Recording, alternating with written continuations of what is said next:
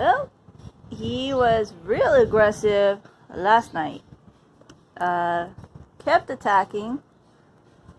I tried to fill his feed dish and his water dish, and he just was not listening, doing his rooster thing. And so he got to spend the night in timeout. Timeout is just the upper room of his coop by himself. So he got to spend the night without the company of his little friend, sister girlfriend over here. And so now he got to come out, put a dirty blanket over my bed so my bed don't get dirty. That's the theory. The underside is less dirty than the top side. And so anyways, protecting my bed, letting them run around, look out their window, let him get some fresh water. He's always better when he's out of the coop. And I think it's a territorial thing. I think he's just territorial of the coop itself. That's his area. I don't spend enough time with him. So I just need to spend more time with him. Yeah. Not supposed to turn my back on him. Keep an eye on him at all times so that should he decide to try to challenge me, I'm prepared. I am properly dressed to protect myself. Long pants, jeans, and gardening sleeves, and a t-shirt. Probably should have finger gloves, but I really don't like my tips of my fingers covered. So anyways, so he's over there checking it out, looking. He's not being aggressive. I'm sitting down because one of the things that to deter aggression in a rooster is to become bigger. If I'm standing, I'm as big as I can get, unless I throw my arms up and wave around like, I don't know, orangutan or something. But so sitting in a chair, I'm sitting here, we're calm, we're talking, we're hanging out. He gets aggressive, I stand up and get bigger. So that's the theory in my head.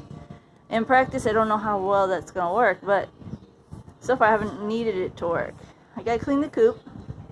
They spilled their water all over the place, and the coop bedding has gotten wet. So I got to change it all out. There's the little area in the top. There's a door that closes, so he stays in that little area. It's a timeout room. Or the sick room if I have a sick wild animal in here. I put that, it goes quarantined and becomes the sick room so that they could have the whole bottom area. I wish this thing was twice as tall, maybe even 3 times as tall, and maybe even wider. It doesn't even have to be that narrow, so that they have more space. Can't find anything for chickens indoors for this. But I did see some great, like, cat cages. I'm thinking the cat cage might be the way to go for indoor roosters. And so, hopefully he doesn't have to stay indoors for long. I mean, the goal is to get a place that has a yard and he can go outside and do his rooster stuff outdoors. He's been scratching. I don't think in his adult life, definitely, but I don't know how long he was out in the wild. I think it was like a month old when we found him. But he has not, in our house, ever been able to catch bugs. He scratches the floor like he's supposed to, digs around looking for them. And so part of me is like thinking about investing, getting some mealworms or something for him. She has definitely never had a bug. Unless she found one crawling in the house for some reason. But, yeah, she's no experience with it, but she copies his behavior. So I think he'll be able to teach her how to properly get a bug. We need to get some, dust bath for them. Set it up so they can get dust bath going. And I need to buy a hairdryer because apparently when you bathe the chicken, you dry them with a hairdryer. So I don't have a hairdryer. I never used one. I air dry my hair when I had it. I don't have that much hair now because I keep cutting it. But when I did have hair down past my butt, I air dried it. So she liked her window. She liked the window better than going outside, believe it or not. She's anxious outside, but she likes to look outside. So I don't know. When we get a coop, it's probably going to be an indoor, big, huge shed of some sort, and she's probably going to want a window. Probably one with a little perch if she can look outside. I need to get a swing for them because I'm pretty sure they're bored. We offer them toys, and we change out the toys now and then, sanitize them, and stuffed animals. They spent the first lives with little Beanie Baby type stuffed animals. You know, the cheap ones from the McDonald's, like Lilo and Stitch. They snuggled up to one plushie for a while when they were little. Now they play with bells and balls and whatever we can find to play with. Probably get some Christmas ornaments for them to play with. You know, the little tinsel balls. Something like that, maybe. They need a perch because they want to stand up high. Thought about getting like a parrot perch for them. And they need a swing, and they need toys, and they need things to do other than, you know, scream at me and fight with each other. They don't fight often, but she could get nitpicky. With all his aggression, she's the actual not as nice chicken. I mean, she's not outwardly aggressive, she's just intolerant. She's always complaining about something, and she don't want to be petted or held. She'll get held, but she's not as lean into it, enjoy it kind of thing. She'll sit there and tolerate it, wait for you to stop. He is the one that will lean into it, close his eyes. You know, you pet his head, he closes his eyes. He'll lean his head onto you. You know, he gets more into being petted, but at the same time, I'm still trying to learn body language of the chickens. That's not the easiest thing for me to do. So one of the things I do notice is that when I do hold them, their legs tremble, and in my experience with, you know, other animals, that's a sign of fear. I hate inducing the feeling of fear in him or her. So I'm hoping that's not what it is, but I imagine that's probably what it is because they're not cold. They're not shivering. So I figure the tremors must be fear. I'm holding them, I'm big, I'm strong. Maybe they're submitting, but they're submitting without comfort, without being reassured that they're okay. So I gotta work on that. I gotta let them know that they're safe with me. I'm not gonna hurt them. I might toss him out at some point if he's a danger to the rest of the family. I don't mind him biting me. I mean, I do mind. I don't like it, but I can forgive that. But if my baby walks in this door and he run over and attack my baby lose an eye or something, yeah, I'm tossing his butt out. So I can keep something dangerous in the house. But at the same time, I'm trying my best to work with him. He has not yet been dangerous to anybody else. In fact, my 10-year-old can handle him with relative ease, and I think it's because he's a boy. My 10-year-old is almost as big as I am.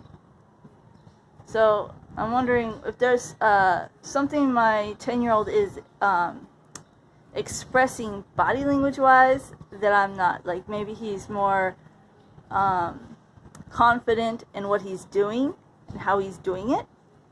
Maybe he just emanates like dominance. Like his just personality is just very bold and outgoing, and he's just, you know, larger than life. And he comes in here and this animal's like, oh, you're the top guy. Maybe I'm too timid. So maybe I have to be more aggressive, or maybe I have to be more confident, or whatever it is. But at the same time, I don't want to lose the nurturing. You know, And I feel for this little guy. He didn't have a choice to come in this house. All he did was cry out to the world that he needed help. He needed Mama to come and save him. He was sick, he was scared, he was alone. It was at night and abandoned. And he cried out to the world, somebody, somebody, somebody. And he didn't have a choice who that somebody was going to be. We picked him up, we brought him in here, away from the environment he's ever known, and said, okay, now you're a house chicken and you must adapt to house environment. And you grow up in this environment. And he's like, where's the rest of the flock? Where's the world, the environment I know? And now he's adapting to this and trying to be a full-grown rooster, trying to be the male of the species, and going, my whole world is this microcosm. And I'm trying to fulfill this, this urge I have instinctively. And there's these limitations that are unnatural. So I'm trying to keep that in mind, trying to keep that in perspective. This is not his choice. This is not ideal. And if you're going to have an indoor chicken, you definitely need a lot more space than what I have. So I had planned to let him out a lot more, but then we got a dog.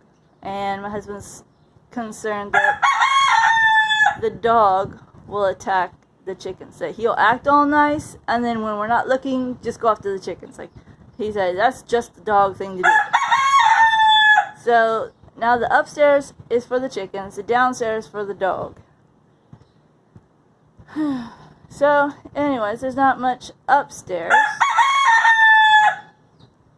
You can hear how proud he is of his little voice. He's competing with the guys outside, and the guys outside are pretty far away. So he's doing his best to compete.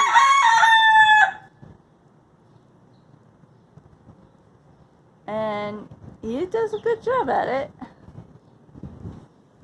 I took the collar off that's supposed to reduce the crowing, because it wasn't working.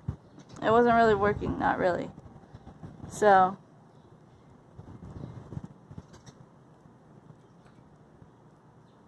might have to look into something else. Not to stop him, just to reduce the sound, because I don't want him disturbing the neighbors. The people downstairs have a baby. A little baby. But I understand people get used to hearing it, and they can sleep through it. My boys could sleep through it, definitely. Alright, so there's Maelstrom and Mayhem, my chaotic chickens. Yeah, maybe chaotic evil, if you're a D&D person. Alright, thank you.